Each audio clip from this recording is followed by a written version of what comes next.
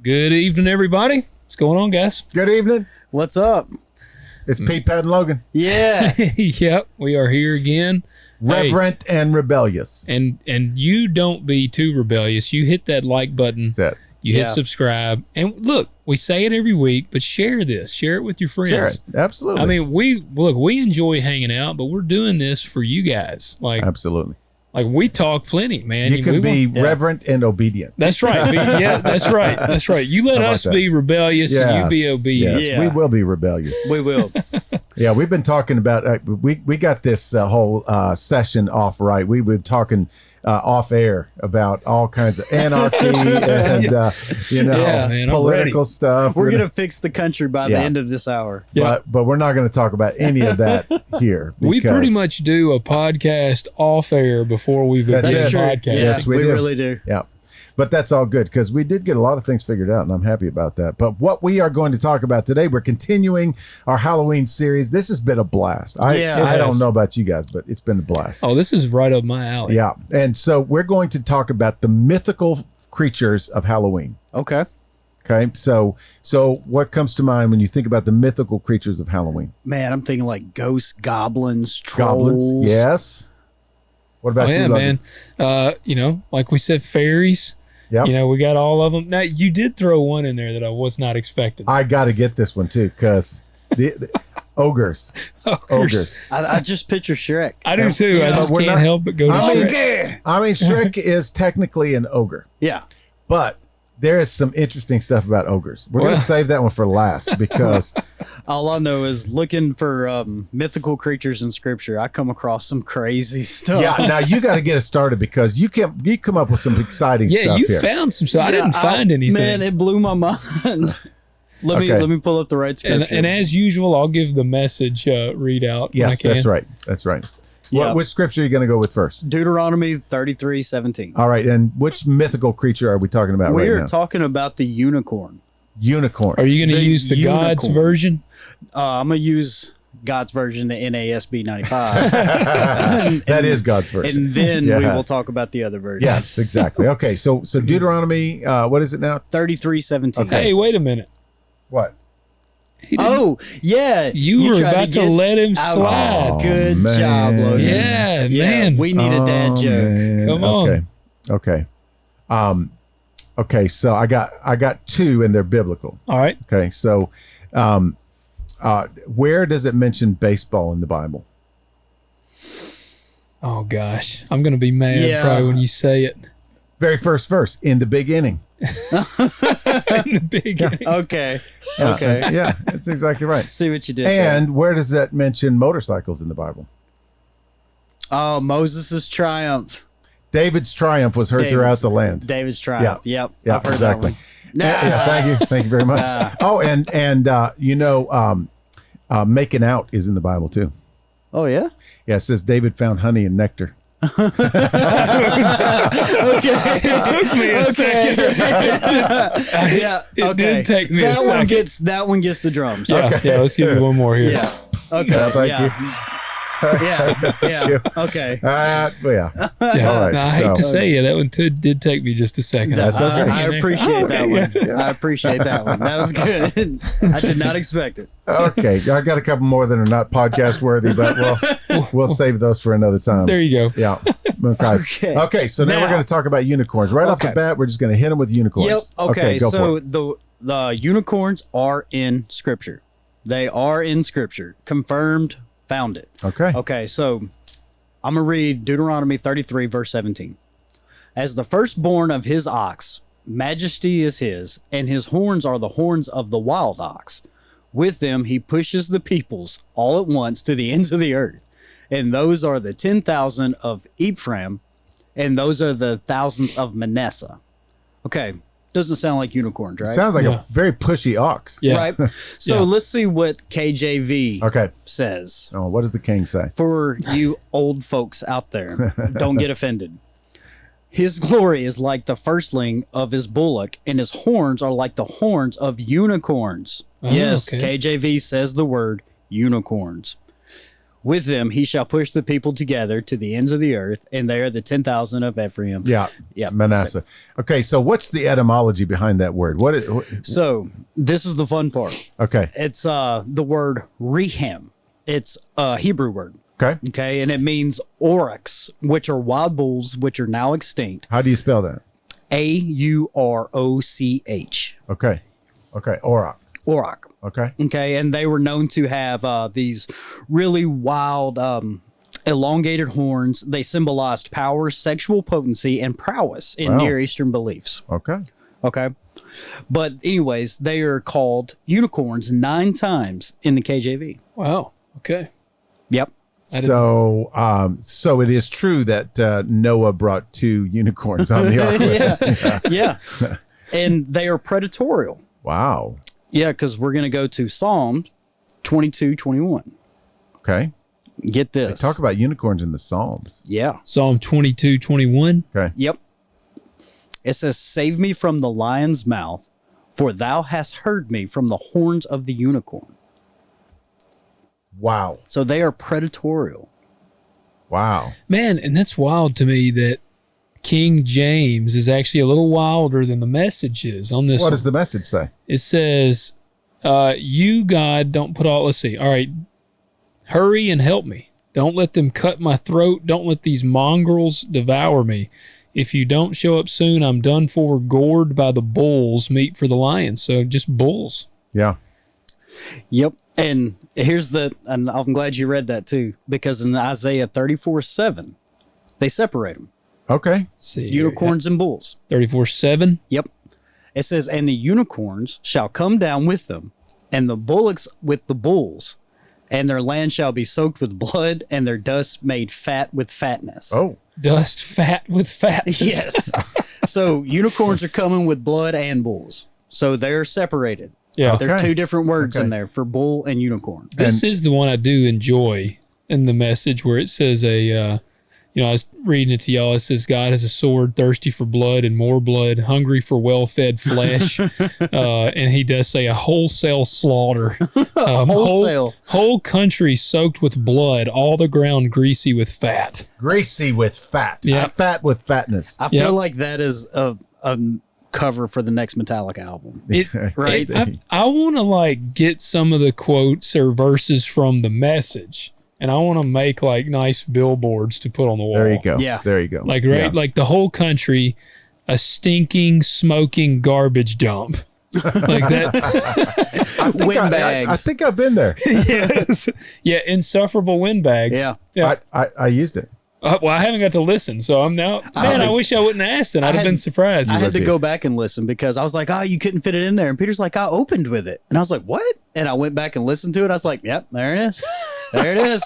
It's right there. He's 0 for 5. Dang it! I wish I had got to be there. I would have been I'd have cheered or something. Yeah, the whole congregation did not get it. Yeah, There was 0 reaction. Yeah. How did you slip it in there? I was talking about Haman and how we. This is the story of Esther, by the way, for those of you who are just popping into the podcast. And the evil villain Haman shows up in chapter 3. And so I said that we typically, when we kind of read through, we assume that Haman was this big buff dude who's super strong, bully-like, everything. But I don't know how big he was or muscular or anything, but I know that he was sneaky and conniving. He was he dabbled in the occult. Yeah. He was a sorcerer. He was a snake. Just a good guy. And the king had gotten completely infatuated with this guy. And it, just like anything Haman did was awesome. Yeah. Because I said he did tricks. He did magic, and he could predict the future. And I said he loved to hear himself speak. He was good with words. He said he was an insufferable windbag. Exactly. Yeah, that's it.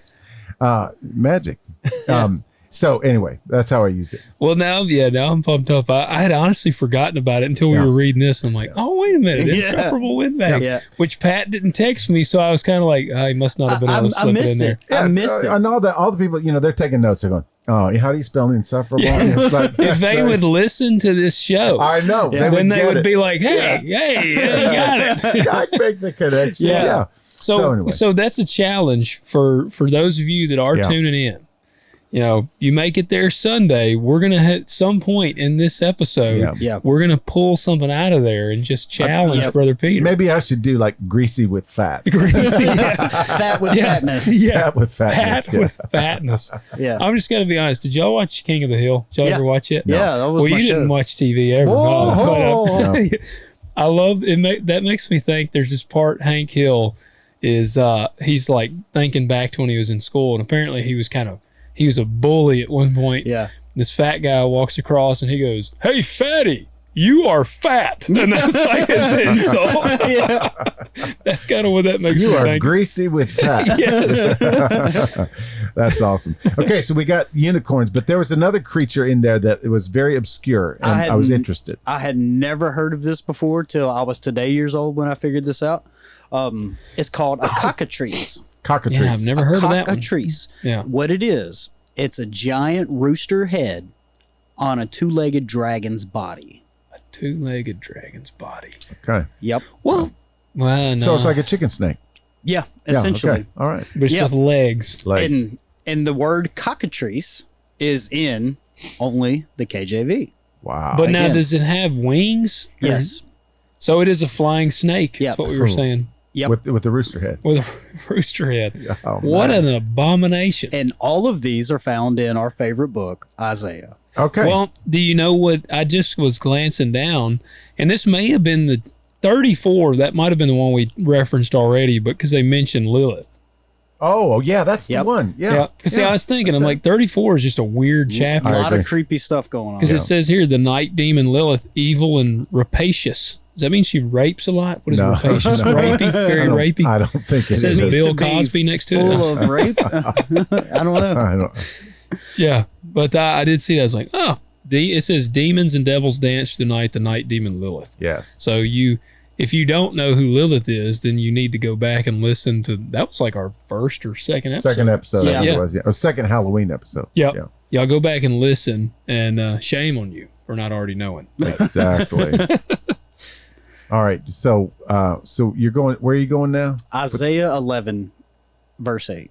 All right. Okay. 11 verse 8. Let's see. And Let's I'm first. Let's hear what the message says. All right. Okay. Let's do this in reverse. Okay. So, this one, the message reads weird. It's got 6 through 9. So, Yeah. It says- it's the one about the cobra. all right. Cobra. All right. This one talks about a rattlesnake. Okay. Good. Fair enough. So I'll just start right here. Okay. Calf and lion will eat from the same trough, and a Right. little child will tend them. Cow and bear will graze the same pasture. Their calves and cubs grow up together, and the lion will eat straw like the ox.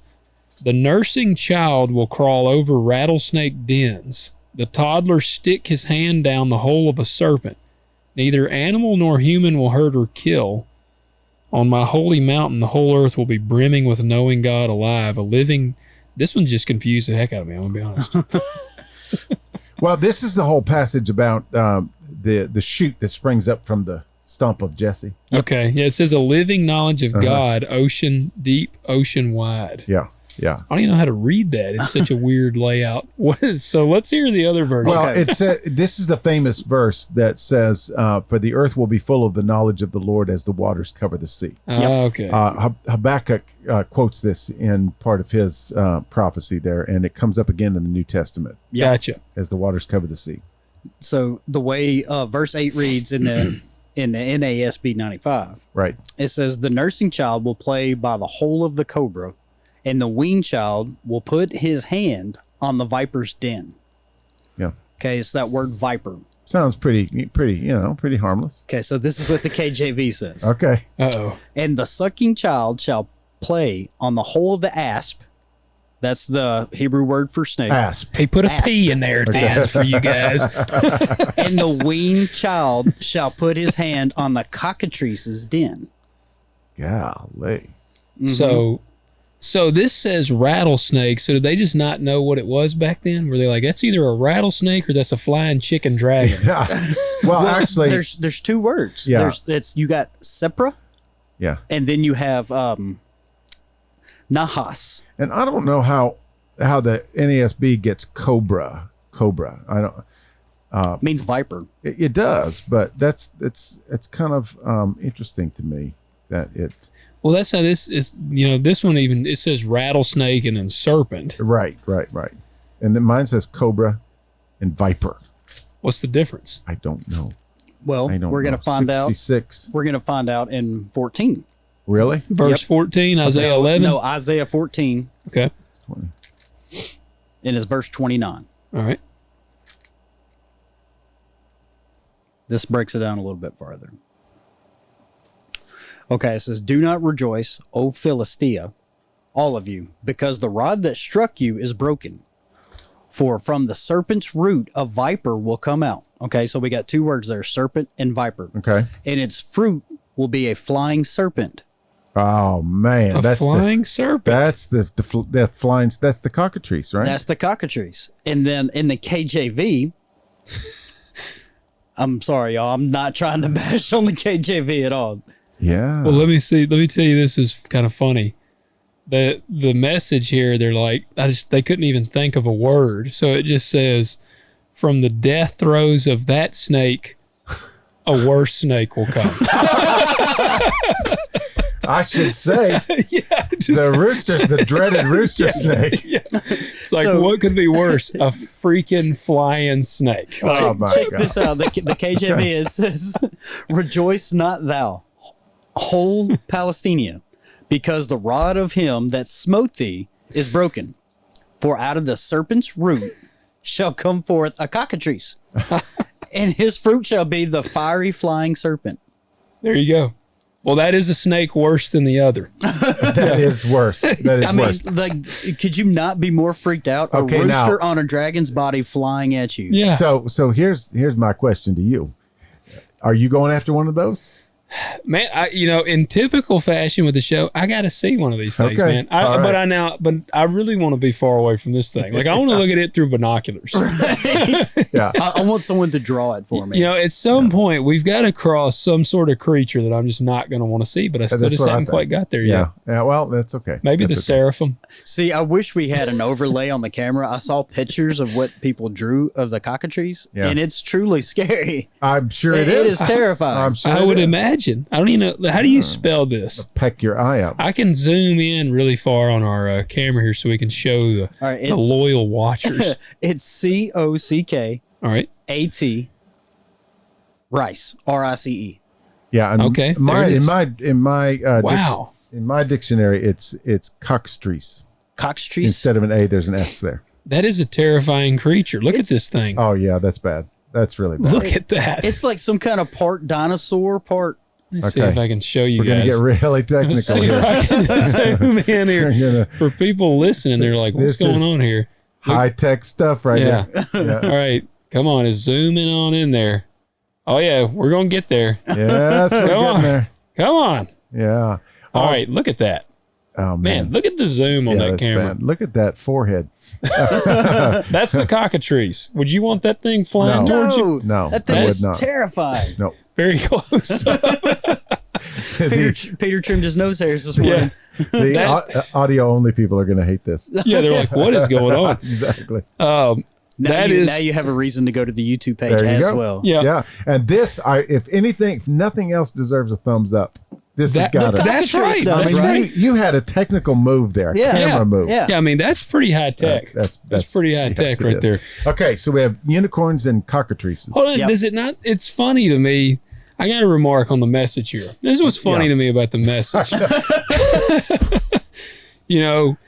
I feel like the message is either like fireballs raining down, or it's like something worse happened. You know, like I it's know. like, Snake, oh, and then a worse It's snake. like, I just sort of ran out of descriptive words. yeah, it's like blood sprayed out of the flame-filled streets, and bodies flew everywhere. And, Or then, and then something worse happened. Yep, something worse happened. Yeah, And then it got worse. Maybe Eugene was just like, I'm really tired tonight. yeah. I'm just That was like tired. a Friday night. Like his wife was like, "Are we going out to eat? What's going on?" Here? Exactly. And he's like, well, it means the same thing. Yeah, Come on. yeah. It's okay. Yeah. So yeah, I come across the cockatrice Okay. and I was like, what Man. in the world is this thing? Yeah. Yeah. That's okay. So So we got past that. It only took us like 20 minutes. So now we're going to go mainstream. Okay. Mainstream. I mean, look at these things. I know. It's horrible. That is awful. Y'all got to Google that. It looks like something from Skyrim. Yeah, it does look like something from Skyrim. Yeah. Okay, so does anybody? This is a very common, thought around Halloween is goblins. All right, hey, I'm gonna stop after this. But look how huge that thing is. Is that how big it was? There's a picture. No, see, the rooster head is what sets it off for me. That freaks me out. Yeah. Although that looks like kind of like Foghorn Leghorn goblin. Boy, I say boy. Yeah. I tell you now. Yeah. Okay, goblins. Now. Goblins. All right, what is a goblin? What do you think a goblin is? I always thought there was the little thing from Mario that Mario jumped on. Yeah, that is kind of like that. Yeah, man, a goblin. But everybody gets freaked out about goblins, around Halloween. It's like Ghouls one of those and goblins. Yeah. I've never thought of what a goblin is. I always think of a ghoul. Okay, so what do you think a ghoul is? Well, I'm going to be a little nerdy here, but I'm a big Fallout video game guy, and they have goblins on there. Or no, not goblins, ghouls. Ghouls. And they're walking around. They're like a zombie, but they're not dead. They've been eaten up by radiation, so their skin is kind of rotten. Yeah. So it's kind of similar to a zombie, but they're alive. Like a cross between a leper and a zombie. Yes. Yep. Okay, what about a troll? A troll, well, you got a couple of them. Bad comments. I was going to say, I've had a lot of my fair share of internet trolls. They're just a sad person. But the other troll is one that he charges you to cross the bridge. That's true. That's true. Or what is he going to do to you if you don't pay him? Eat you, doesn't he? Something like that. Yeah. Eat you or your children. Okay. Or something. There's a couple of others in this sort of category that we're going to get to separately, but I want to deal with goblins, ghouls, and trolls together because they're very similar. Okay. What'd you find, Pat? Nothing. Okay. I guess I'm the goblin king. Yeah. today. Okay. I covered unicorns and cockatrices. Yeah. All right. Okay. So interesting thing here is they're all kind of centered in different parts of the world, but they're all a version of basically the same thing. Okay. The ghouls are the most sinister. They actually eat flesh. That's their diet. They definitely sound the scariest. Were they human? Yes, they were. And actually, so this comes from Arabic mythology. Okay. It found its way. It spread, all out over. I mean, everybody kind of knows what a ghoul is these days. But this was like serious business. Back then. They prowl around at night, oftentimes around graveyards because they will sometimes dig up corpses freshly and eat buried. Mm-hmm. Nice. Yeah. It's easy pickings. It's like the buffet. If the blood is still warm, that's what they. Yeah. But the sort of the legend has it that there was a big famine in the land. There's a big drought. There was no food, and so there was these people who were sort of poor and outcast, and the people who lived in the city found a way to make it, but they couldn't make it, and so they began digging up corpses and eating them. And apparently there was made them sick, and they bleached their skin, and all these different kinds of things. And so somehow they magically morphed into being immortal. They didn't die. Really? Yeah. And so then they kind of got the the fangs and everything. Did they have the shakes? Have you ever seen? I don't know why I ask you, Pat. Have you ever seen the Book of Eli? Yeah, that's exactly where I went as soon as you said that. I was like, yeah. What does that mean? They get the shakes from eating flesh. Oh. It's not proper nourishment, so their bodies will. They'll get tremors. They're in this person's house and they're shaking, and he's like, "They're cannibals. Don't eat the food." Yeah, they're cannibals. Yeah. Okay. So I wonder if that's a. I don't know if that's a thing or not, but I bought it in Book of Eli. But I did too. they're typically hairless. And their skin is like ghostly white, like bleached out. But it's not like rotting, so they're not like a leopard. No, these are. I mean, they are wiry and muscular. Okay. Like you don't want to mess with these. Yeah. You may not want to see a ghoul. Yeah. I may not want to see a ghoul because they might beat me up and eat me. They will. Yeah. They absolutely. I don't know. Will. I'm always packing, man. Well, that's true. That is true. I see some albino guy running at me with sharp teeth. Yeah. Do albinos hail from ghouls? Man, I don't know.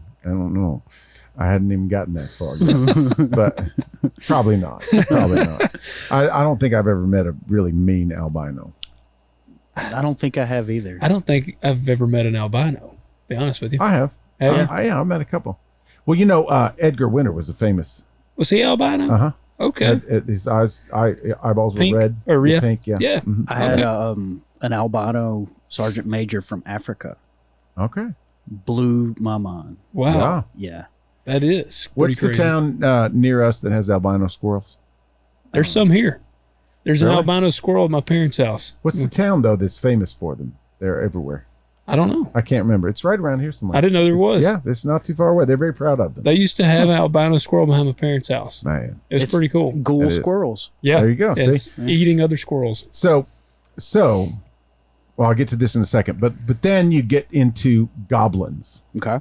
Now, goblins, similar kind of vibe. They're immortal, and they technically will eat flesh, but they're not nearly as aggressive as ghouls. Okay. So you'd rather encounter a goblin. Absolutely, they're more likely to scare you, or they're more kind of mischievous. Yeah. That kind of thing. See, I go to Spider-Man in my head with The goblins. green goblin. Yeah, that could be, but they're Have you heard of portrayed. Spider-Man?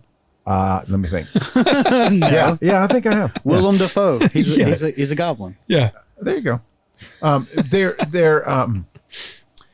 They're sort of portrayed as a little bigger, a little fatter, Okay. and they're a little more secretive. They would kind of live in the forest and live in little caves or under sneaky. in hollowed out tree stumps and things like that. And so they would be more likely to jump out and scare you. And they're more about eating already dead flesh. That Gotcha. almost sounds like a troll to me. We're getting to trolls. Trolls is next. So scavenger versus predator. Uh-huh. Gotcha. Yeah, and they come from, in fact, goblins and trolls, which we'll get to in a second, come from kind of the Celtic mythology. Mm-hmm. Scotland, Ireland, Wales, that whole, because it gets kind of spooky up there. Yeah. All the bogs and the moss covered trees, and all Fog that stuff. everywhere, Fog every time. exactly. Yeah. I want to go there. That sounds like Me something. too. Well, now, so what's a leprechaun? Well, leprechaun is Makes delicious cereal. yeah, distinctly Irish. It is a very mythological character, and that's something that it's more like a little tiny worker of magic, So they're not evil, not evil at all. except Warwick in the Davis, movie yeah. Leprechauns. Warwick Davis was an evil leprechaun. Yeah. Okay, I'll But take your word for it. I was wondering about it because as you're describing goblins, the kind of image of a little leprechaun kind of popped in my Yeah, head. but they're typically pretty ugly with like big, huge, oversized noses. goblin? and the goblin, yeah. Gotcha. Okay, that makes sense. Yeah, Yeah, and you they're- see them; they're kind of cartoonish when you see them. and they're typically green. Okay. They're just sort of, they got kind of like they fit in with the moss and the stuff. So Spider-Man didn't dig too far into. That's right. They didn't get too creative there. Yeah. No. And so you wouldn't necessarily be excited to see a goblin. It would be like, I don't know about this. But they do have magical powers. Okay. Well, that's funny to me. They're weirder in Yeah. appearance than a ghoul, Yeah. but a ghoul is evil. Ghoul is, yeah. Or a goblin's probably got some evil tendencies, but Yeah. like you're probably going to be harmed by a ghoul. Oh, man, it's crazy. I always kind of had a different thought of a ghoul. I feel like I'm Yeah. learning a video game right now. I do too. I'll tell you, you can Google pictures of ghouls. Really? Oh, Let's man. see what a ghoul. I'm not going to Whew. do the Zoom for our audio No, listeners. it only takes an hour and a half just to do it. You don't need to go there every time. The FBI is like, what is he Googling tonight? What is up with this? Cockatrice and ghouls. Let's see. Okay. Wow. Yeah. Now that's pretty frightening looking right there. Yes, it is. That's it's got it's kind of got claws Uh-huh. and it is kind of wiry. You got a Got very fangs. long tongue and Yeah. fangs. Yeah. Okay. Yeah. Yeah. I'd have to see it. I want to see it Okay. from a All long right. range away. All right. And so that is you see it through your scope. That's right? what I was going to say. Through my 338 lapel. So this is a goblin. Yeah. uh-huh. Okay. That's it. Oh yeah. That's I a- would have that's almost a little thought that more was a troll. I know, Man, but I'm trolls. way off. See, trolls are very. I mean, they're very widely talked about in all of the Celtic Okay. countries. Yeah. That's like a big thing. I think they're big in Norway too. For sure. Yeah. Absolutely. In fact, it might even have started in the Scandinavian countries. I really quick watched a video last night, and it said they had some Norwegian word I couldn't pronounce. So but yeah, I think anyway, trolls are by nature pretty friendly. Okay. Trolls, even the trolls that sit at the bridge and say, you got to pay me, or you got to say the magic word, whatever. The consequence for not being able to, pay the troll or to, satisfy the troll is he probably would put a spell on you. Okay. And it probably would be something a little bit silly or a little bit humorous. They're not evil. They don't eat flesh. Yeah. They're pretty harmless. Huh. And they're typically pretty small. And so they're the ones that live underneath bridges and in the hollowed out logs and places like that. Hollywood, I'm mad at you. You have lied to me. Yeah. Which one were you thinking of? The Norwegian movie Troll. They're like the size of a mountain. Yeah. That's okay. not it. See, I'm thinking of Ernest Scared Stupid, and that's goblins, I guess, that he fights in Ernest Scared Stupid. Okay. I'm thinking. Because they were bad, so they weren't trolls. So trolls aren't going to be bad guys. In mythology. Yeah. Now, you know how we've morphed different things into different things, Yeah. Because you could go probably to a costume store and get a costume of a ghoul, and it would be really nice looking and cartoonish and all this stuff. That's not the way ghouls were back in the day. They were terrifying.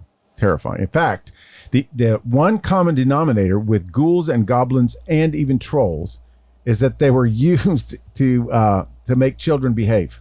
It's like, if you don't do right, exactly. I'm taking you out to the cemetery. Exactly. You're going to stay there the whole night, and the ghouls will come and get you. Nice. Yeah. I have to try that. Yeah.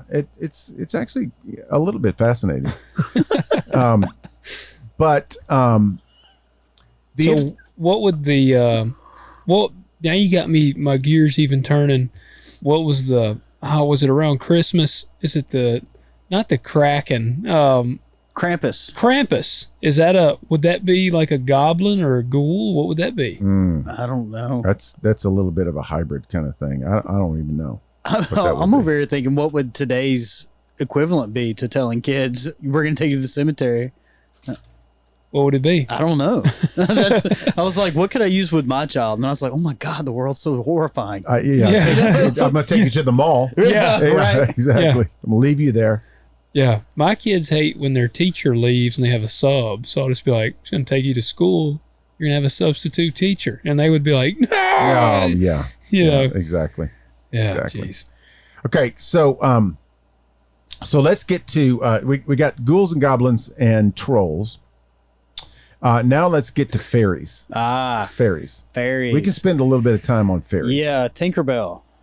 They're all sweet and cuddly, right? That's right. That's a bunch of rocks in people's world. Yeah.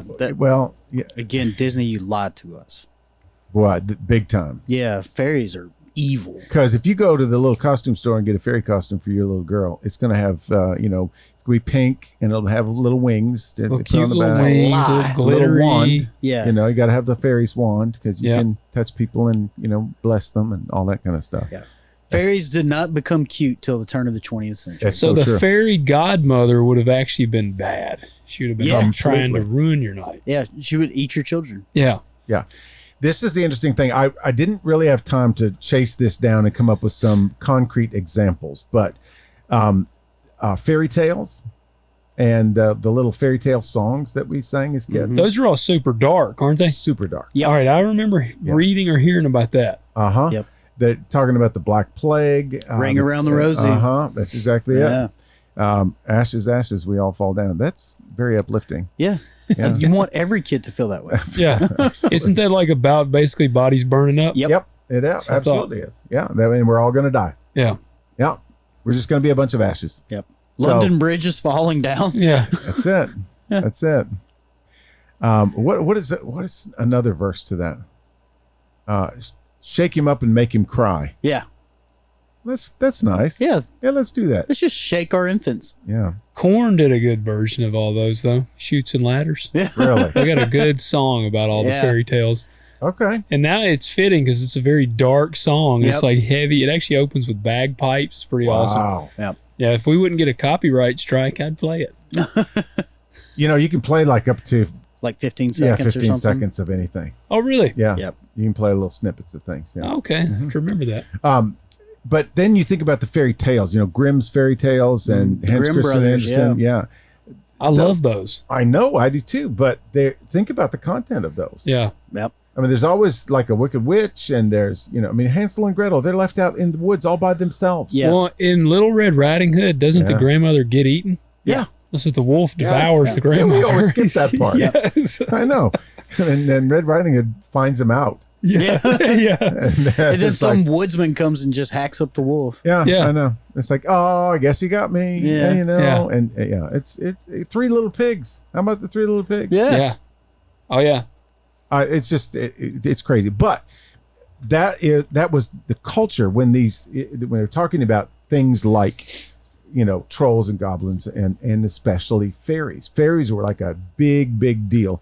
And when is this time okay, frame? this would have been in medieval times. Okay. Maybe even a little bit before then. But like at the time when you had all of the Dark Ages is what they called it. Yeah. Most of the time. Were people like legitimately believing in fairies? Yes. Okay. There is among all of the little fairy tales and songs and everything, there's like legit writings of sightings and like people would, but here's part of the deal, because drinking water was not clean back then. So they might have been hallucinating. They all drank grog. That sounds appetizing. What is that? It's a form of ale. It's mead. Mead is ale and honey all fermented together. It was something very similar to that. And even the children, everybody, that's because it was the only thing safe to drink. Yeah. Something that had Disinfectant. an alcohol content in it. Yeah. Yeah. And so they're all stumbling around. Just blacked out drunk. Nobody can read. It's like 6-year-old drunk, man. Could you imagine? Oh, Lord. Shut up. Go to sleep. I'm taking you to the troll. Now I see why they would take him to trolls. there you go. Yeah. See? It makes sense. Yeah. And Dad's out there in the blacksmith shop just whacking away on something. And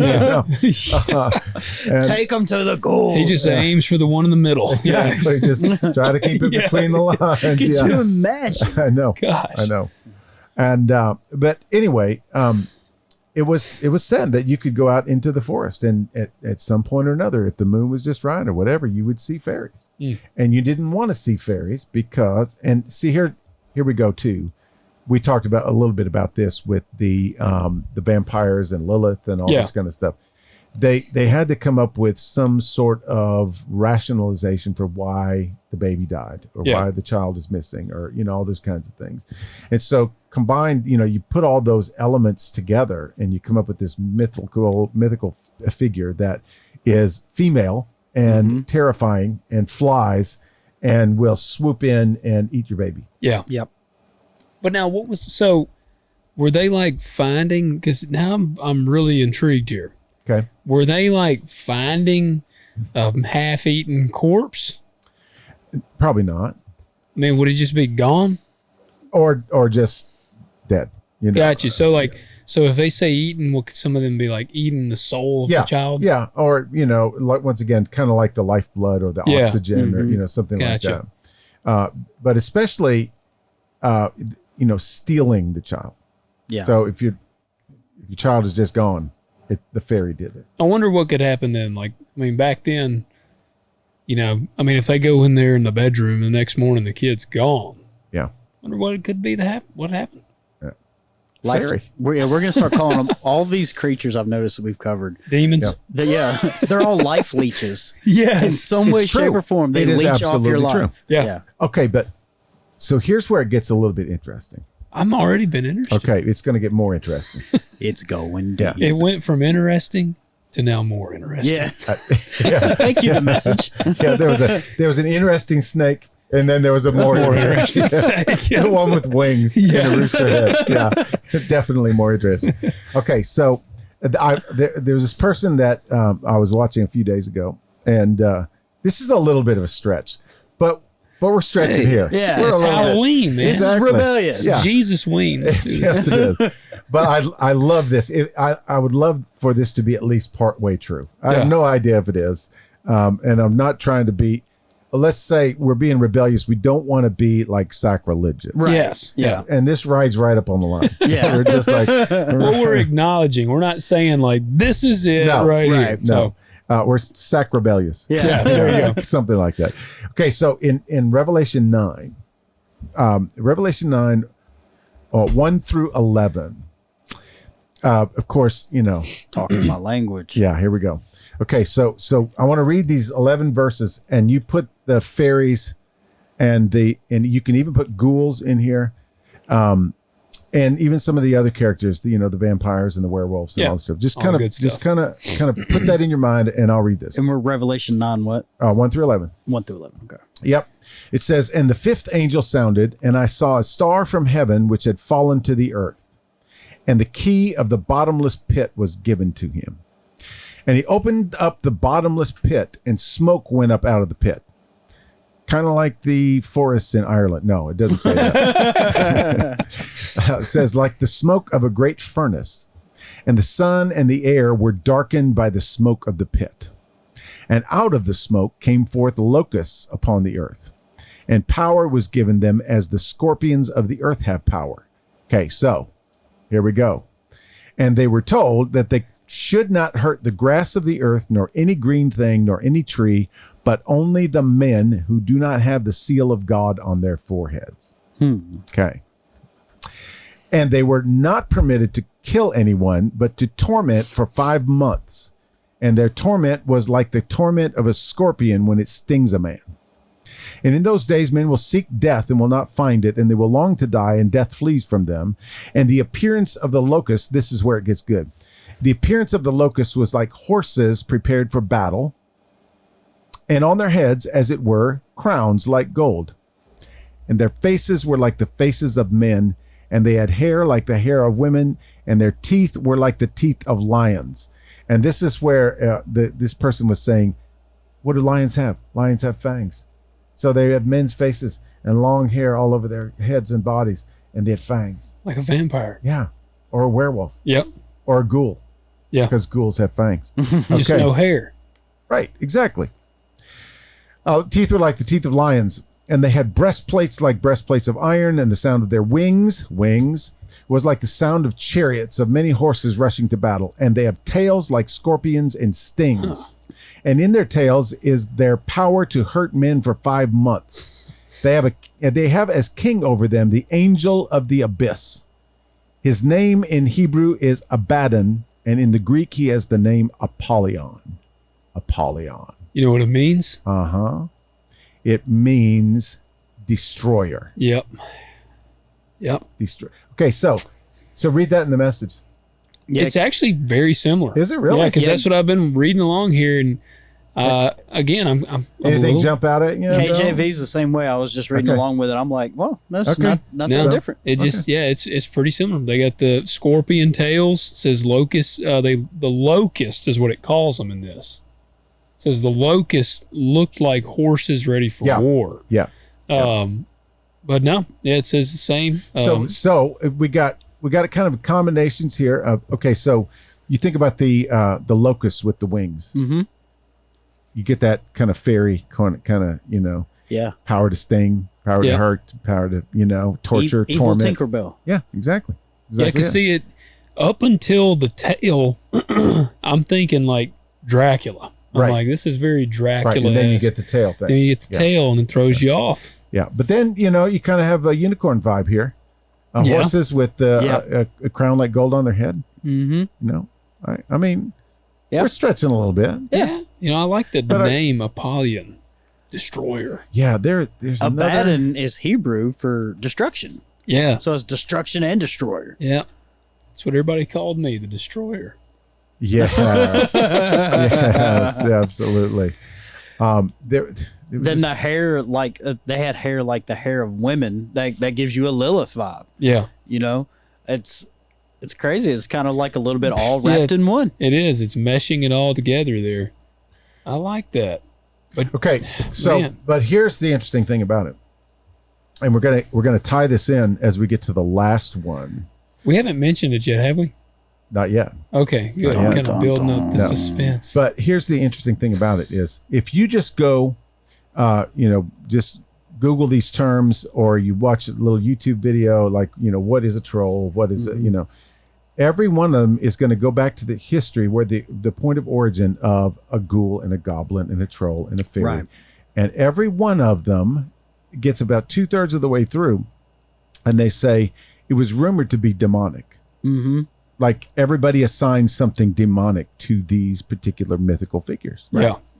And when you think about this, okay, just kind of track along with me just for a second, because you can really trace this back to the whole Genesis 6 narrative, where it was the mating of the celestial beings with the human beings, right, coming up with these weird giant manifestations. And then you see that the giants were half supernatural and half physical human, and they cause all sorts of mess. And so the flood comes, wipes them out, but their spirits are still alive. Yeah. Because we see them again, and we're going to deal with these in just a minute. But we see them again popping up. Okay, so, but now the world has expanded, and it continues to expand. And so these spirits of the Nephilim will be able to manifest themselves, we know, in various different ways and shapes and forms and all these different kinds of things. Yeah. And so where do people get these systems of mythology? I mean, where do they come up with this? If you look at articles written by and research done by experts, doctors, PhDs in different forms of mythology around the world, what they will tell you every time is that it didn't come out of thin air. Right. That somebody had an experience with something, and they told the story, and then somebody else had a similar experience with the same something, and they told the story. Yeah. That's what I was going to say. It's got to be like if one dude came out and was like, I just saw a chicken snake flying around. Yeah. Like a chicken headed, like I don't want to make it like a chicken snake. Like this was like a rooster headed snake flying around at me. Like people be like, this dude has been drinking the wrong, he's been drinking that dirty water. He's been on that grog. Until he shows them the stump of the arm that used to be there. And then his neighbor's like, man, he's crazy. And he goes out to like water the cows that night and he sees the thing. So there's got to be something going on. Somebody had experience with something, and it wasn't necessarily the exact figure that it became. Right. Yeah. But it grew, through imagination. Yep. Yep. And legend, and the whole, as we retell things, sometimes they get. I mean, that's just human nature. I mean, Logan can tell us about something he saw on the farm. Yeah. And you're going to see it in your head one way, and I'm going to see it in my head another way. I can tell you about that 9-foot, green-colored man that was holding a flashlight walking down the road on Double Spring, right? Yeah, I could. Yeah. Double Bridges, yeah. And if you don't believe it, I mean, listen to any fisherman's story, right? Oh, for sure. The shape and the look of the fish is always different. And so, then, like in the case of, Arabic mythology, Babylonian mythology, Greek, Roman. Fairies are believed to come from Persia. Absolutely. Yep. That's where the whole idea started. Yep. And you think about this, goblins and trolls are an outgrowth of ghouls. Yeah. They're all related. And so where do you see all the point of origin for all these things? It's all in the Near East. Yeah. Ancient Near East. Where did Genesis 6 happen? You have it right there. Yeah. And so where were the Amalekites? Right there. Near East. They were right there. That's exactly right. And so as the population spreads, there's still giants in the world. Yeah. They're just taking on different shapes and doing the same kind of thing that they were doing in Genesis 6. Yeah. Well, you think about it, like some of these, again, I know some people are probably like, these dudes are getting out there. But you think about it, like these creatures, they were, they could shapeshift essentially. And so absolutely. As we've talked about in past episodes, a lot of them thrive off of fear. They want to create fear. Like if they can't possess you, they can still create fear. And they feed off of that. Yeah, so absolutely. It's like, what? I mean, honestly, if you really think about them, it's like, well, yeah, like I could see these these demonic beings like being like, I'm just going to take the form of something horrifying. Yeah. Like just to scare them. Or, it also says, if they can mate with humans, they can mate with animals. Yeah. Yeah. And so now you've got a mutant hybrid, half supernatural, half physical animal. Yeah, that's true. Yeah. And like with a rooster head and wings, I'm telling you, that thing haunts nightmares. Yes, it does. But we've talked about this before. Do you think having a spirit of fear will pull you out of the spirit of the Lord? In a mental capacity. I think that it diminishes, I always like to put it this way. We are called to walk in fellowship with God through Jesus in the power of the Holy Spirit. That's, you walk in fellowship. That means you're in constant communication. You're kind of, says we have the mind of Christ. So you're, tracking along with, you're in sync with, you're hearing, and you're, it's that whole relationship thing. I think when we get into fear, and also when we get into things like disobedience and rebellion and things like that, which we do pretty much every day, then I think that that takes us out of fellowship. Yeah. To varying degrees. So don't you think it would be extremely plausible that demons' number one priority, if they can't possess you, let's say they can't even really influence you, they're going to try to scare you. Yeah. Oh, for sure. You know what I mean? Sure, that's like the basic bread and butter. Yep. We're going to a running back play up the gut. We're going to keep trying this over and over, no matter what. Absolutely. Well, and it's like the movie It. The whole base of that is it is whatever scares you. Yeah. Like the monster is whatever scares you. Yeah. Because I always hated it in there when he turns into the giant spider. I was like, this is stupid. Like, and I don't like spiders, but I'm like, there's a big giant spider. Like, the clown was way scarier. It was way scarier, but but apparently one of the people was like deathly afraid of a spider, and so it's like it's just whatever. So that's kind of like how I almost would picture it. It's like, what are you so afraid of?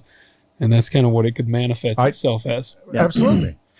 It's either that or kind of it's the whole pride thing, right? Mm-hmm. So, basically giving you the message that you're so awesome. Yeah. Yeah. And I feel like that has a lot of that's very prevalent as well. Because as we were doing the studying, the imagery of Satan did not turn dark in the way we perceive him now to the medieval period. Right. If you look at depictions of Satan before then, he was just a normal looking dude. Really? He was an angel of light. He could disguise himself however he wanted to. It wasn't until the medieval times that he became red and got the horns. Yeah. And a lot of that was, in fact, our whole theology of hell is to this day influenced by Dante's Inferno. Yep. Yeah. I mean, the flames. We sort of it's embedded in our minds. Yep. And we don't have any idea if any of that is true. Right. We just don't. Well, then wouldn't it almost be argued that the devil is actually probably a beautiful, like very beautiful? There's language like that. But then I imagine that there's times when it could appear very terrifying. Yeah. Well, and I mean, the same thing goes to hand for the positive stuff too. When we think of the Last Supper, right? We think of that Leonardo da Vinci painting that, that was in 1500s, 1400s, whatever year it was. You know what Jesus said at that event? He said, let's all do big arms? No, he said, anybody wants to get in the picture, get on this side of the table. But it's funny though, because like we picture that, like this big grand banquet room, but they're really probably sitting on a ground somewhere, small table, you know, like little pillows. Yeah. Mm-hmm. So do you think that the demon, like let's say some dude is just like, I'm not scared of anything. And he truly is like, I ain't scared of nothing.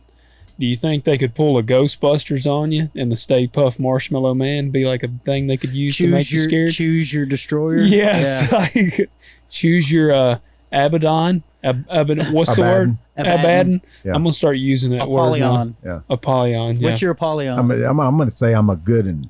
I'm not a bad one. That's good. There you go. Well, I mean, like, as I learned today, like a cockatrice, man, like if you were to see something like that depicted, I mean, even in a very non-graphic manner, a giant chicken head on a flying snake, I'm out. Especially if it's as big as that last one where it was like a Tyrannosaurus Rex. Yeah, I'm done. I mean, no. But even a little one, I'd be like, what is that creature? Think about the ghoul that we described, right? You see this ghostly white person with like sharp teeth looking at you in the middle of the dark. No. I bet you they're like World War Z fast. Yeah. I got a feeling they would be fast. Absolutely. I know they are. Yeah. Because they're not, mostly dead. Yeah, and they as ripped as that one was with the dead. Yeah, man, I bet you they quit.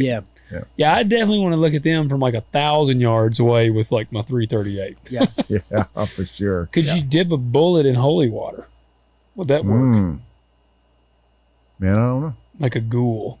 I wonder if a human weapon would have any effect upon a ghoul. I feel like it would, but you'd have to take like 3 shots of grog. Yeah, 3 shots of grog. Just to even it up. Yeah. Dip the bullet in holy water, dip yourself in grog. Yes. You're going to be okay. Hit the one in the middle. I saw some sort of movie trailer about a ghoul, and they cut his head off. So he can be killed. Yeah, I think so. Yeah. This is just me personally. Me and my wife argue about this all the time because I watch a lot of horror movies, and I'm like, oh, if that thing popped up, I'll punch it right in the face. And she's like, you can't punch these things. I was like, if it's physical, I can hit it. Yeah. I'm sorry. If it can touch me, I can touch it. Yeah, well, I don't know. You remember in the movie Ghost? He figures out how to touch people, but they try to punch him back, and they just like swing through him. I would roundhouse Swayze to next year. Don't you badmouth Swayze. Patrick Swayze. All right. There you go. I'm just saying. Oh man. No, if it can touch me, I can touch it. That's why. That's why I'm terrified of of what? Of these things that are like apparitions. Yeah. That you can't touch. Yeah. Okay, so let's get to the last one. I've been saving this one, and that is the ogre. Ooga. Yeah. Donkey. I think everybody has a vision of what pops in when they hear that. Yeah, and it's probably Shrek, right? It's Shrek. Yeah. It's got to be. Hey, now. You're an all-star. Yeah. Honestly, that is not. I mean, that's a cartoon version, but that's in the ballpark list. Really? Yeah, it is. But man, golly, they're not nice though, are they? They are not nice. No, they are not nice. They are. In fact, I saw some movie trailers and some movie clips and things like that, and sometimes they are taller than the trees. Really? Yeah. Wow. And fast moving, and like they swat your car off of the road, and stuff like that. They're bad dudes. And man, I feel very misled over the years. I know it's not. These are not cute, and these do come from Norse mythology. Are these them? Yes. Yeah. That one's a cartoonish kind of thing, though. But more like this. That one looks like a bad dude. Yeah. Bad dude. Yeah. See, like I kind of went to Lord of the Rings in my head. Yeah. The way they look, they're all the orcs. Yeah, they're all jacked up looking. Yeah. And typically hairless. Yeah. And the ones I've seen, big, huge torsos. Yeah. And smaller, legs and thighs. But they're very destructive. These were certainly used to keep children in line.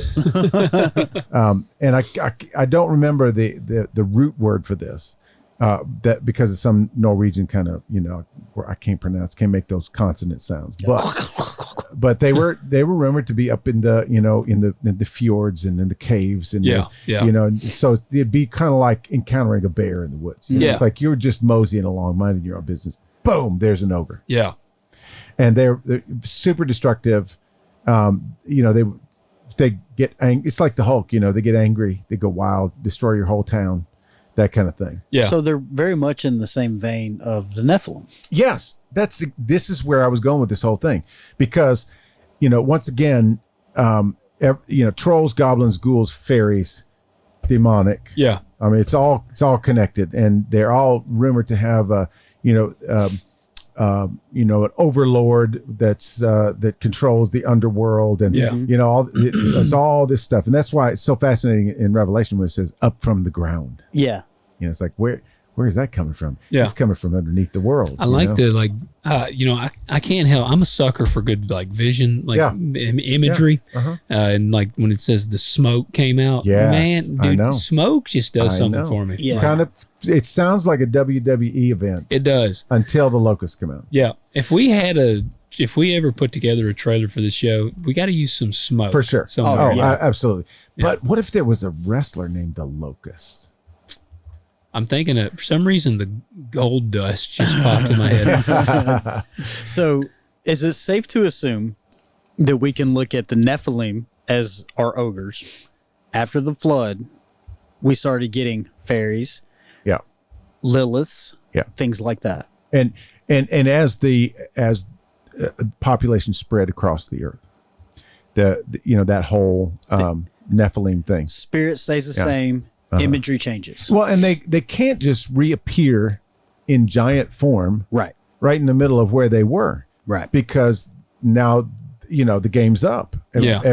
Everybody knows who they are. So do you think the ogres were basically destroyed in the flood? I don't think so. No, I think this is once again,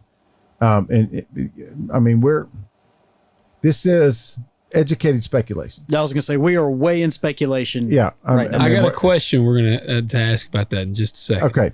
But, if we're going to kind of, let's say, make a little bit of sense out of this, Yeah. what fits and what doesn't fit, Right, right. because basically the way that I grew up with all of these, mythical characters is, they were products of somebody's imagination, just purely, some deluded guy just got this idea. I'm going to make a bat character that wears a cape. Yeah, Tim Burton, who worked on these. Yeah, just came up with that out of nowhere. What are you smoking? Yeah, well, they didn't have anything to do. They didn't have movies. They didn't have electricity. So at night, The grunge of literature. Yeah, for sure.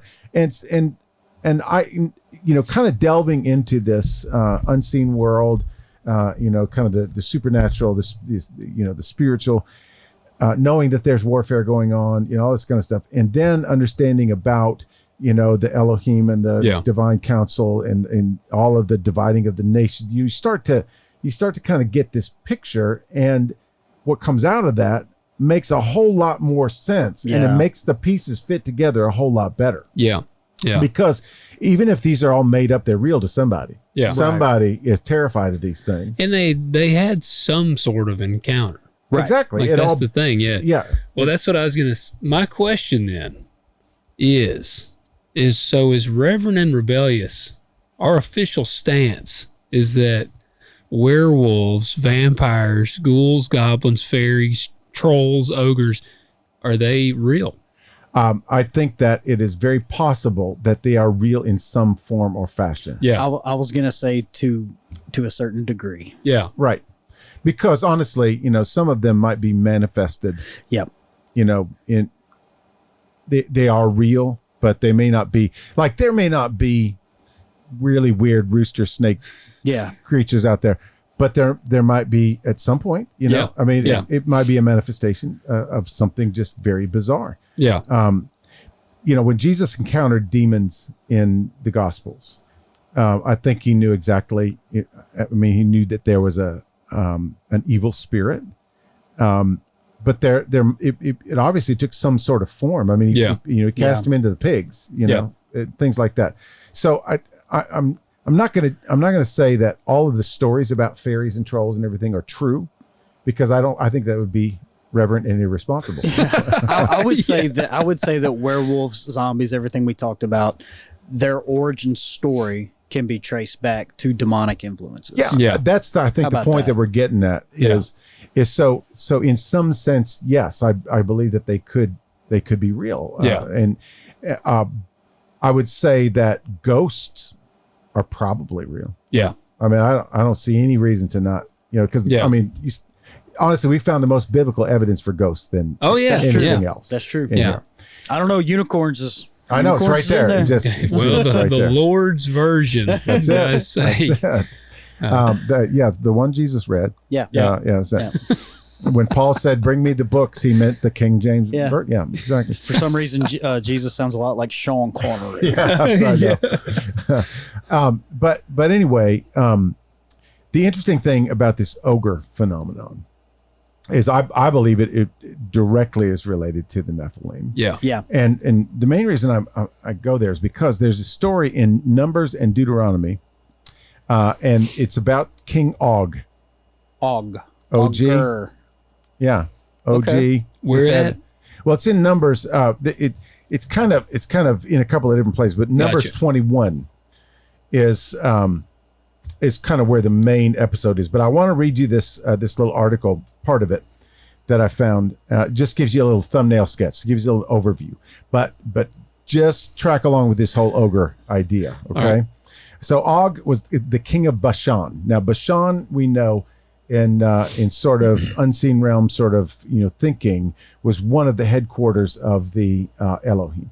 Okay, so this is like he's the king. Yeah, Og's the king.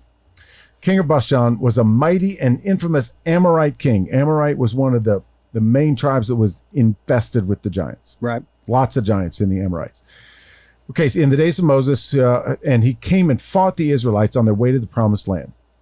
God granted the Israelites victory over King Og's forces. And Moses and the Israelites possessed Bashan, and they divided it up and so on and so forth. But leading up to that was a battle with another Amorite king, Sihon. Moses had requested that Sihon allow the Israelites to pass through his land. They promised not to take any of the Amorites' resources along the way, but instead of granting permission, he mustered his forces and attacked the Israelites.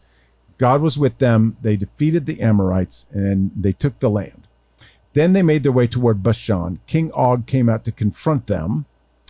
Israelites were frightened because King Og's reputation preceded him. Now, King Og, God reassured Moses, saying, "Do not be afraid of him, before I have delivered him into your hands along with his whole army and his land." Okay, so you get more of a detail about this battle in Deuteronomy.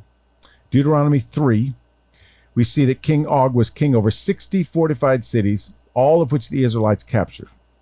But this is the most fascinating thing. He was also a very large man. His bed was made of iron and was of enormous size. It says 9 cubits long, 4 cubits wide. So 13.5 to 15 feet long. Jeez. And 6 feet wide. That's how Did how he big. fill it up? Apparently. Yeah. So it's obvious that the teller of the story wants us to know how huge this guy was. Yeah. So that makes him 10 or 11 feet tall. Sounds very giant. Ogre-ish. Yeah. It does. Yeah. Yeah. Huge. Now this says that he was one of the last of the Rephaim, which is a classification of giant. So you have that. Right. That was the offspring. Yeah, it was the Nephilim, the Anakim, or the sons of Anak, and the Rephaim. Okay. So he was strong and he was tall. The Rephaim were a group of people who lived in Canaan and elsewhere at the time of Moses and Joshua. Rephaim is not, it's a descriptive term. It means terrible ones. Giants, fierce fighters, and this is what they were describing when they saw the Nephilim and the Anakim there. Okay, so it says, Og, king of Bashan, was one of the last of this race of giants. Goliath, the giant who fought David, was likely another. Og and his sons all lost their lives in their foolish opposition to God's people. So, despite his great size and strength, God gave Israel's army the victory. They possessed the land of Bashan. So King Og. Sounds very ogre. It's what I'm talking about. Yeah. All of the descriptions that I came across in kind of researching it down just a little bit. I mean, it's got to be one and the same thing, or at least another representation or manifestation of the same thing. So here the spirits of the Nephilim still live on. They start to manifest themselves in different ways and shapes and forms. And here we have in Norse mythology the whole idea of an ogre, right? And it's almost a dead ringer for King Og. Man, I pulled up the scripture that you were. Okay, go. Numbers 21. Verse 6. Mm-hmm. The Lord sent fiery serpents. There you go. Satog. Wow, I missed that one. I was reading on down further. Numbers 21. That's right. The Lord sent fiery serpents. The Lord sent cockatrice. Cockatrice. And they bit the people, so that many people of Israel died. Wow. What verse? 6. Oh, I see. Is that the snake, a fiery copper? And Moses made. That's right. Yes. And anyone who looked at it would live. Make a fiery serpent, set it on the standard, and it shall come about that everyone who is bitten, when he looks at it, he shall live.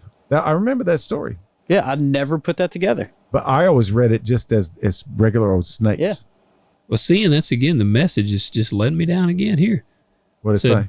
So God sent poisonous snakes among the people. They bit them, and many in Israel died. Okay.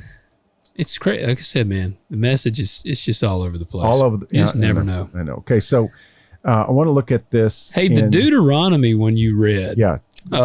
Which one was that? That was in Deuteronomy 2. And it starts in... no, hold on. Was that it? On Og. Oh, Og was Numbers 21. Yeah.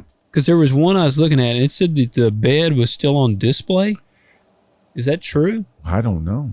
I really don't know. I'm in the message over here. All right. Deuteronomy 3:11 says about the bed. Okay, Deuteronomy 3:11.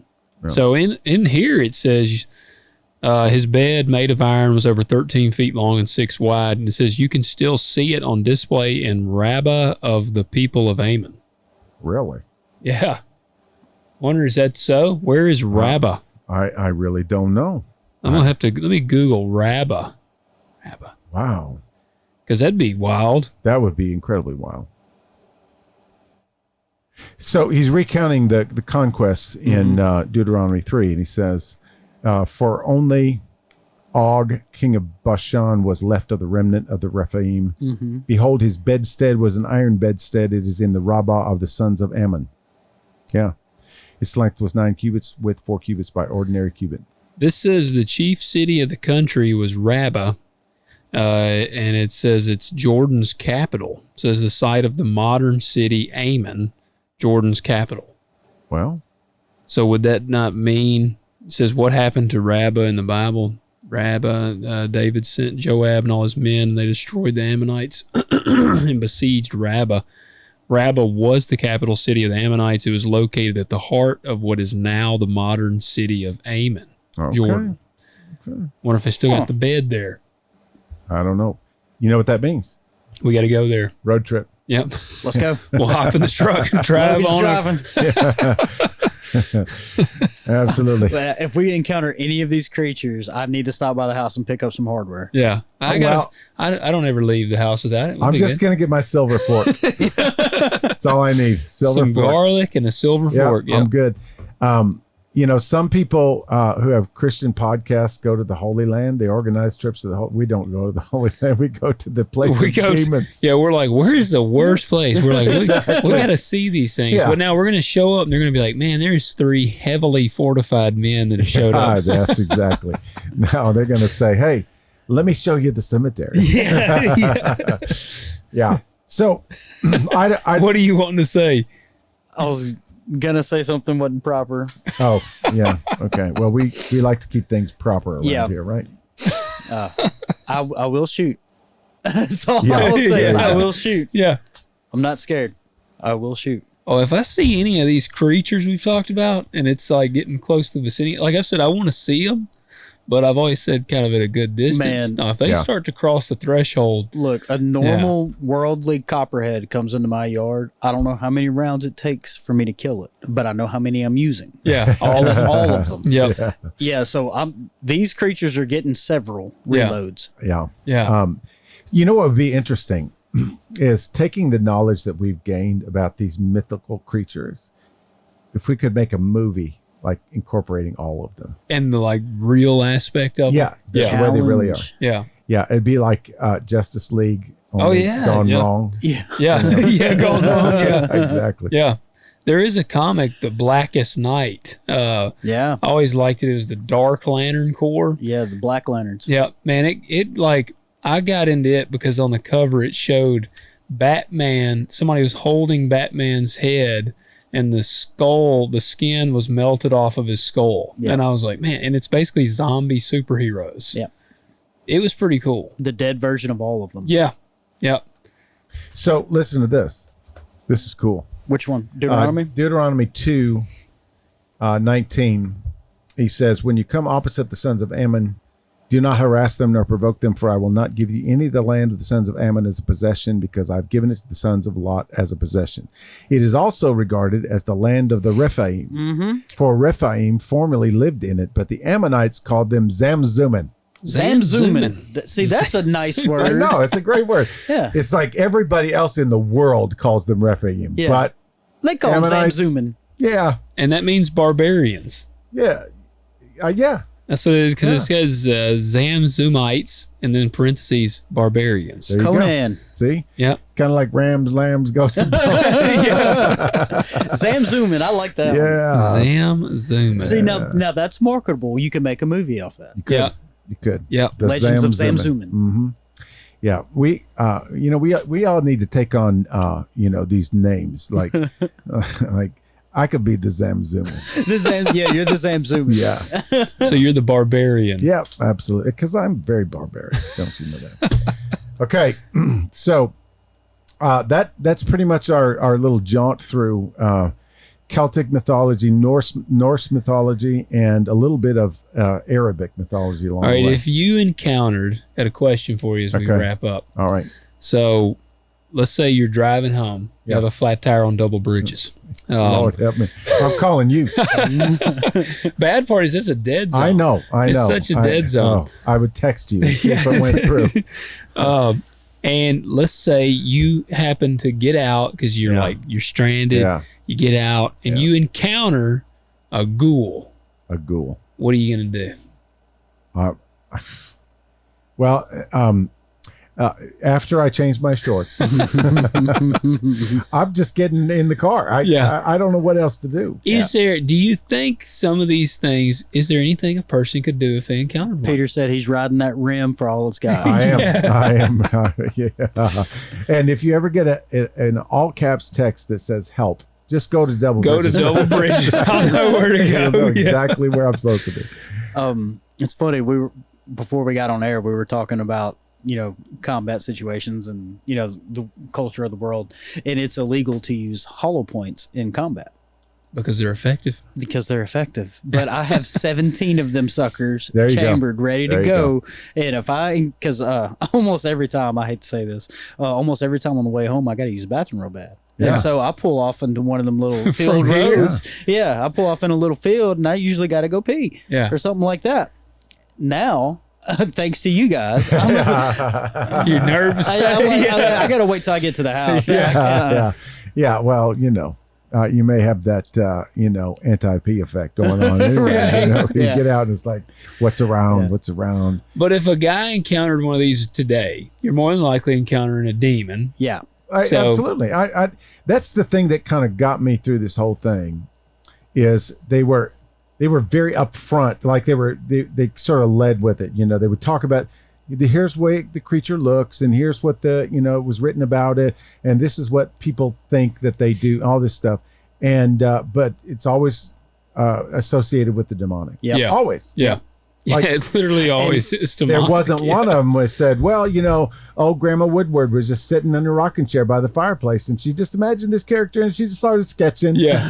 No, it's demonic. Yeah. Right. I mean, And I think we're really going to be able to bring that point home next week when we cover witches. absolutely. Yeah. And I think it'll bring this whole topic to a nice little bow. Because that's the umbrella. That's really what's at the heart of it. It's witchcraft. Yep. Yeah. That is like occult a and, big deal. Yeah, it's all swimming in the same stew. Yeah. Yep.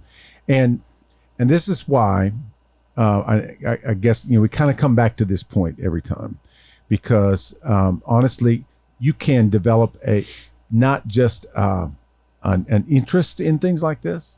I think it's perfectly fine to study mythology and all those kinds of things. I think it's very important. You can get an obsession with it. But if you become fixated on it, Yeah. and you really start to kind of get sucked into the whole thing, and all of a sudden we're going to talk about some Wicca stuff, and we're going to talk about spells and all this stuff. Are y'all saying you aren't going to attend my seance that I was going to hold later? But that's true, because when you learn about this power that's out there, it's a real power, and it starts pulling you in. Yeah. Because Exactly. you're like, I can wield this. Yes. Well, it was one of the wildest things to me that this whole thing has been. And we've had a lot of fun talking about it, and we cut up a lot on it. But it's really shown me I mean, look, obviously I think it's nuts when I hear somebody is like in the church of Satan. Like, you know, I'm like, this is a weirdo. It's just crazy.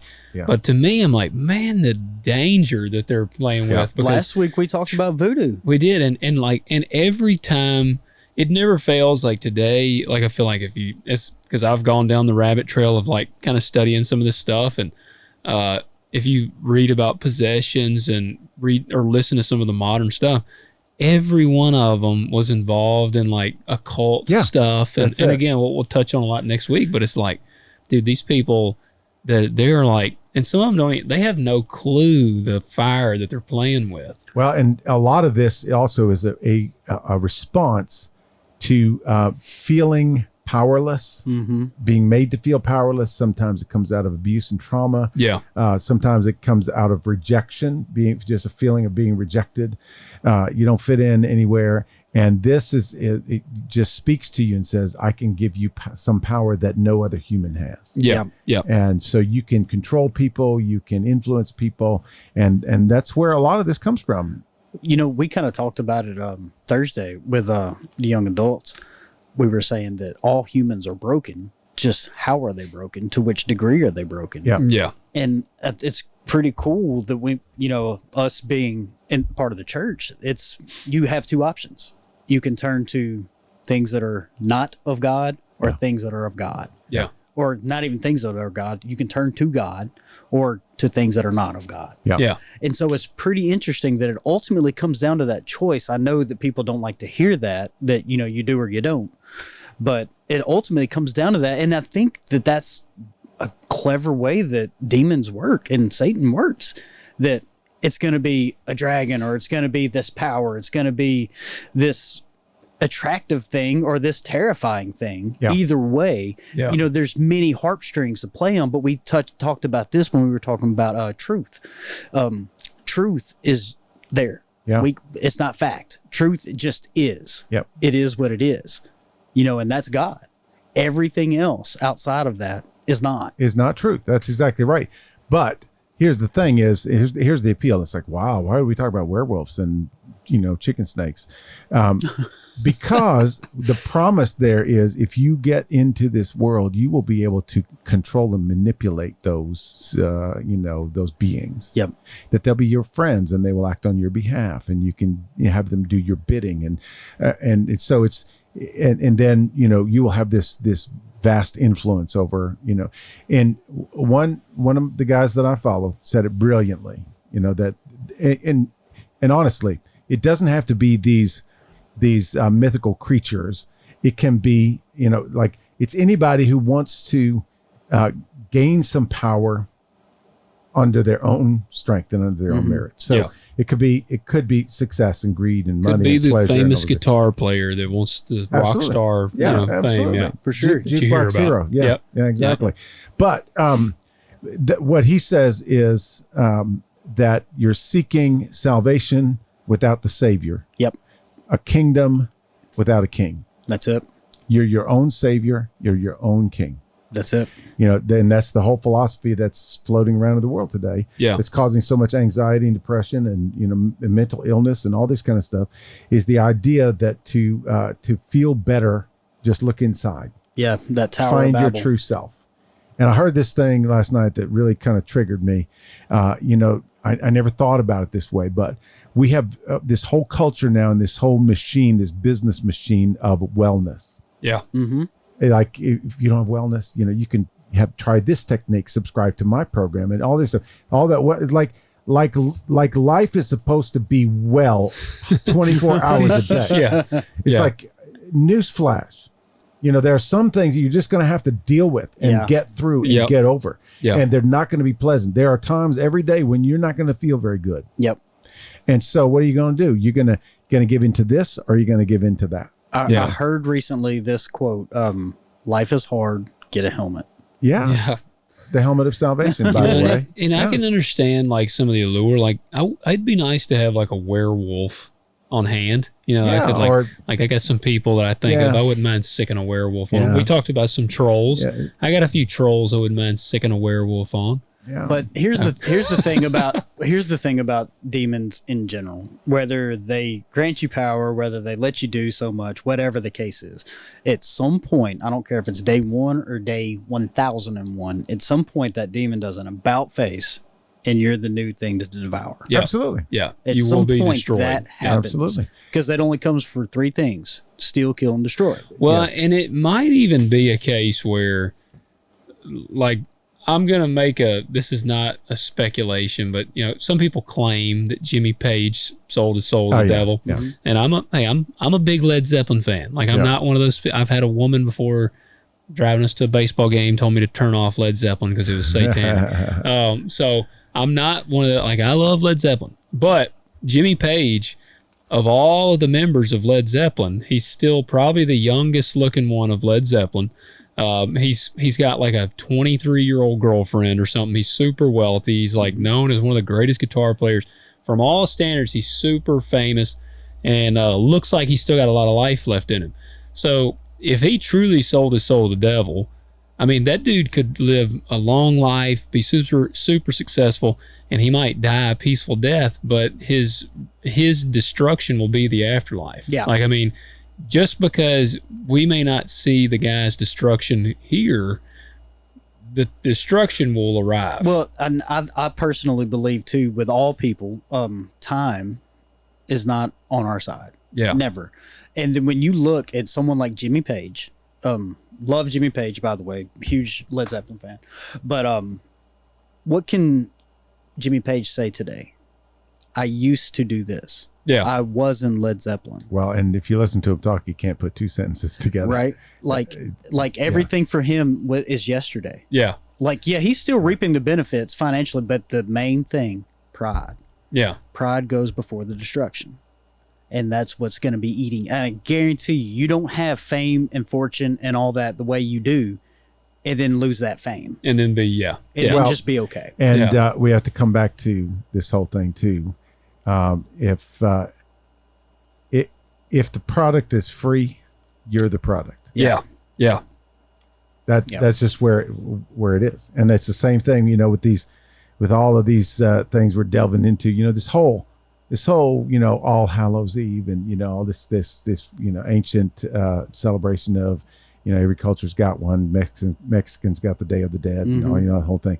It's real. It's very real. For sure. But you don't get true power in and of yourself. You can't heal yourself. That's right. You can't exalt yourself.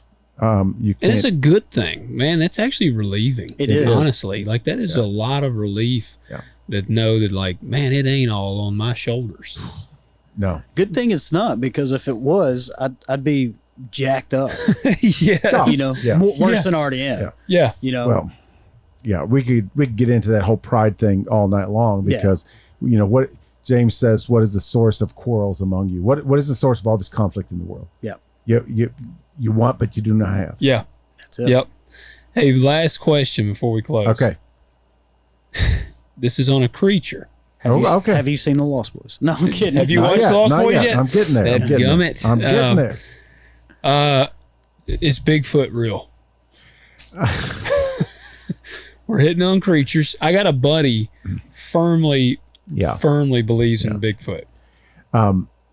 Honestly, I'm from Bigfoot territory. That's true. You are. Yeah. I mean, I feel like you're setting me up for a disappointing answer. nobody's heard as many Bigfoot legends as I have. I've never believed that Bigfoot was true. I just never. I've always just kind of went, what?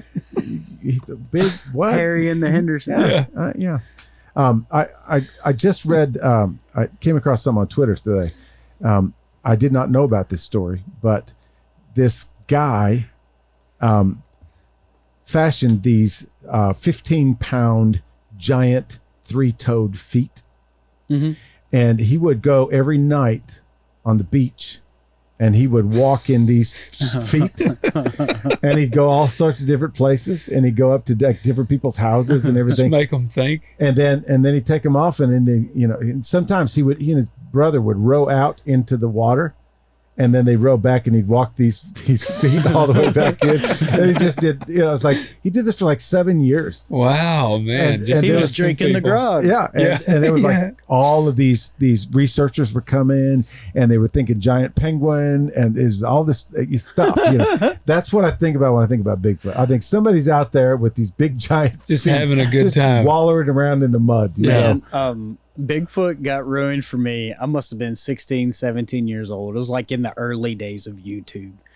Me and my buddies, we were all like really interested in, Bigfoot and all that crap. Yeah. And there was this little old country lady. I could not tell you where she was from, or it was an interview, a news interview. Oh, yeah. Right. And so they were asking her what she thought she heard. And she said, and I looked back and I said, Harold, it seems squanch. And sure enough, I heard, and she's going on. She called this dude Seam Squanch. Seam Squanch. Seam Squanch. And the way she talked about it, and I was like, okay, I'm done with Bigfoot now. Yeah, I don't want to be that guy. Yeah.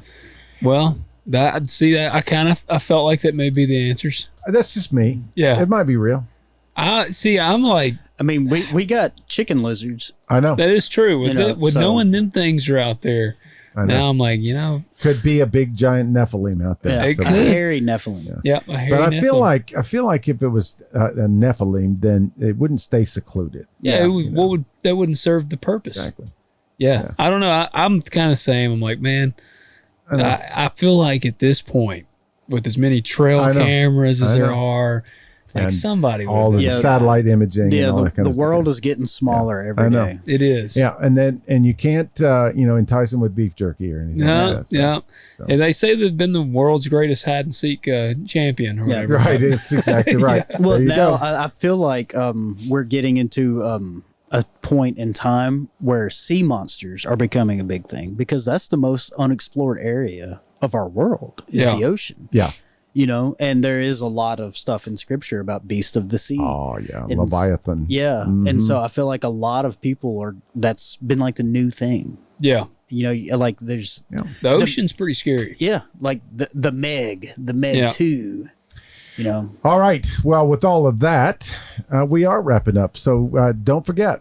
What are they supposed to do, Logan? Yeah, hit that like button, hit subscribe, and if you're listening on Spotify, leave us a rating, leave us a review. Yeah. Look, we're getting started here. Podcasting, it's a marathon. So, guys, but what'll help that marathon is if y'all do these things: review, like, share, thumbs up. And even if you don't like it, we like it, so like it for us. And we like you. We like you even if you don't like us. So, anyway. And leave us a comment. Again, if there's anything you ever would like for us to discuss, leave us a comment below. Yep. And we'll gladly dive into it. Let's create this community here. Yeah. Let's all, you've got a little reverence in you, and you've got a little rebellion in you. So, let's all kind of go down this road together. We're going to explore a lot of things along the way.